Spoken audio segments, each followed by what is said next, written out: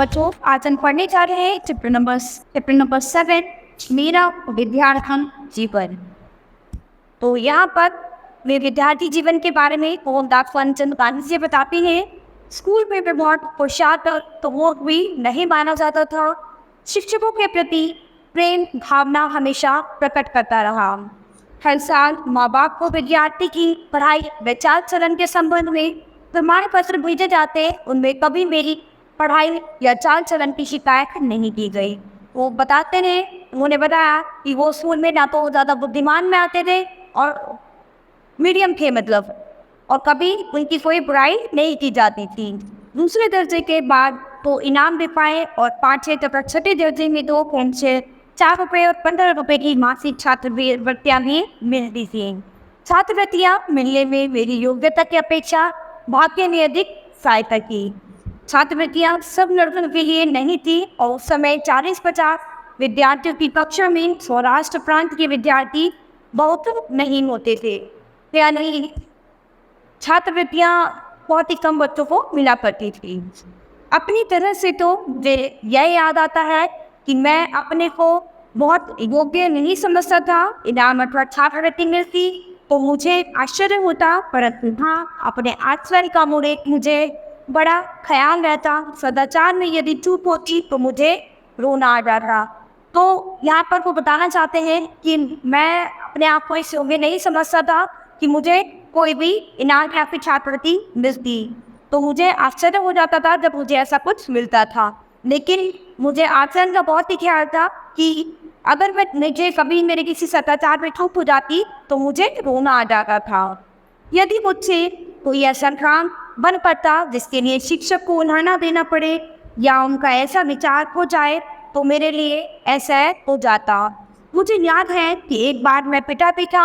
मुझे इस बात पर तो दुख नहीं हुआ कि मैं पिटा, किंतु इस बात का बहुत दुख हुआ कि मैं दंड का पाकर समझा गया। मैं फूट फूट कर रोया। यह घटना पहली या दूसरी कक्षा थी है। उस समय दोराब जी, एडल जी, गिमी हेडमास्टर थे। वे अनुशासन प्रिय थे बहुत ही।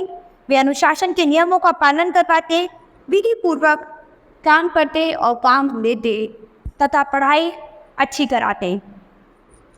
उन्होंने ऊंचे दर्जे के विद्यार्थियों के लिए व्यायाम, क्रिकेट आदि अनिवार्य कर दिए थे। मेरा जी खेलने में नहीं लगता था। खेल अनिवार्य होने के पहले मैं व्यायाम करते, क्रिकेट या फुटबॉल खेलने कभी नहीं जाता था। अनजाने में मेरा छापोपन भी एक कारण था। अब मैं देखता हूँ कि व्यायाम के प्रति यह अरुचि जो थी मेरी बहुत बड़ी भूल थी।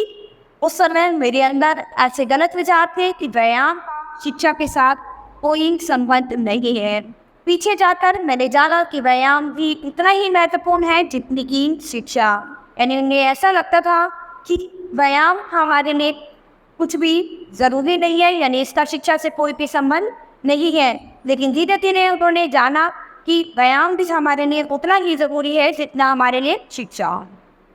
फिर भी मुझे कहना चाहिए कि कसरत में न जाने से मुझे कोई नुकसान नहीं हुआ। इसका कारण है पुस्तकों में मैंने पढ़ा था कि खुली हवा में घूमना अच्छा होता है। यह मुझे पसंद आया। कभी से घूमना अच्छा लगने के कारण घूमने जाने की मुझे आदत पड़ गई, जो कि अभी तक है।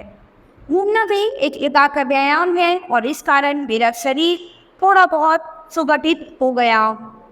आरुचि का दूसरा कारण था पिताजी की सेवा शुश्रूषा करने की तीव्र इच्छा। स्कूल बंद होते ही तुरंत घर पहुंचकर उनकी सेवा में जुट जाता था। यानी यहाँ पर वो स्कूल बंद होते ही और एकदम अपने पिताजी की सेवा करने के लिए घर पहुंच जाते थे। जब व्यायाम अनिवार्य कर दिया गया तब इस सेवा में विघ्न उपस्थित होने लगा। मैंने अनुरोध किया कि पिताजी की सेवा करने के लिए व्यायाम से मुक्ति मिलनी चाहिए, परंतु गिमी साहब क्यों कर मुक्ति देने लगे।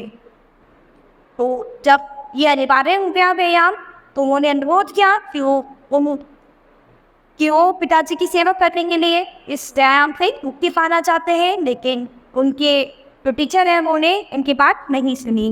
एक शनिवार को सुबह का स्कूल था, शाम को 4 बजे व्यायाम में जाना था। मेरे पास घड़ी नहीं थी, आकाश में बादल छा रहे थे, इस कारण समय का पता नहीं चल पाया। बातों में मुझे रोका हुआ। जब तक व्यायाम के लिए पहुंचा तब तक सब लोग चले गए थे। दूसरे दिन लीमी साहब ने हाजिरी देखी तो मुझे गैर हाजिर पाया। मुझसे कारण पूछा, कारण वो था, मैंने वही बताया। उन्होंने उसे सच न माना और मुझ पर 1 या 2 आना ठीक याद नहीं जुर्माना कर दिया। मुझे इस बात से अत्यंत दुख हुआ। मैं झूठा समझा गया। मैं ये कैसे सिद्ध करता कि मैंने झूठ नहीं बोला और कोई उपाय नहीं था।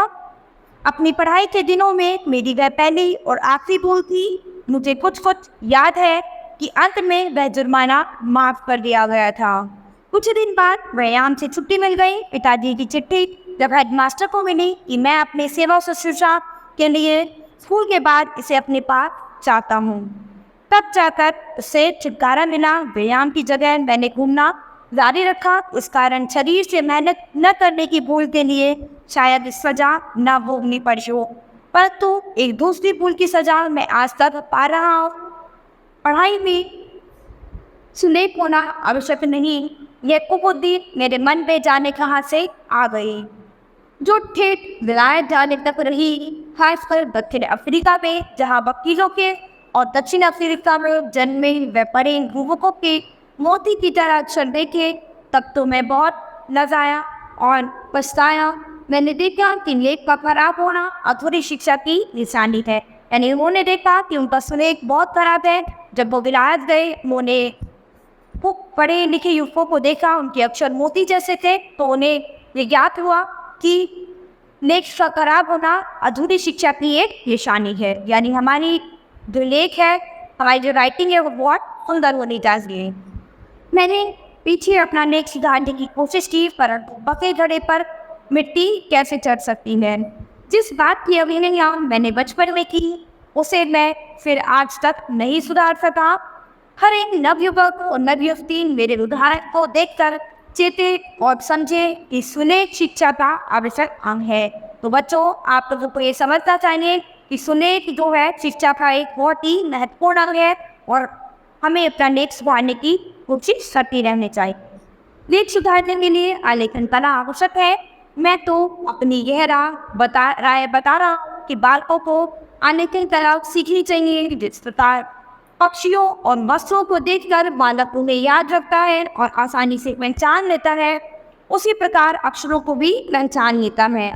जब आलेखन कला सीख कर चित्र आदि बनाना सीख जाता है, तब यदि अक्षर लिखना सीखे तो उसके अक्षर भी सुंदर हो जाएंगे। संस्कृत मुझे रेखागणित से भी ज़्यादा मुश्किल मालूम पड़ी। रेखागणित में तो रटने की कोई बात न थी, परंतु संस्कृत में मेरी दृष्टि से सब कुछ रटना पड़ता था। यह विषय भी चौथी कक्षा में शुरू होता था। छठी कक्षा में जाकर इस विषय से मेरा तो दिल बैठ गया। संस्कृत शिक्षक बड़े सरल थे। विद्यार्थियों को मोतेरा पढ़ा देने का लोभ उन्हें रहा करता। संस्कृत वर्ग और फारसी वर्ग में एक प्रकार की प्रतिस्पर्धा रहती। फारसी के मौलवी साहब एक नरम आदमी थे। विद्यार्थी आपस में बातें करते कि फारसी बड़ी सरल है और मौलवी साहब भी भले आदमी हैं। विद्यार्थी जितना याद करता है उतने पर ही वे निभा लेते हैं। सरल होने की बात से मैं ललचाया और एक दिन फारसी की कक्षा में जा बैठा। संस्कृत शिक्षक को इससे दुख हुआ। उन्होंने बुलाया और कहा, यह तो सोचो कि तुम किसके लड़के हो। धर्म की भाषा तुम नहीं पढ़ना चाहते हो, यानी तुम अपने धर्म की भाषा नहीं पढ़ना चाहते हो।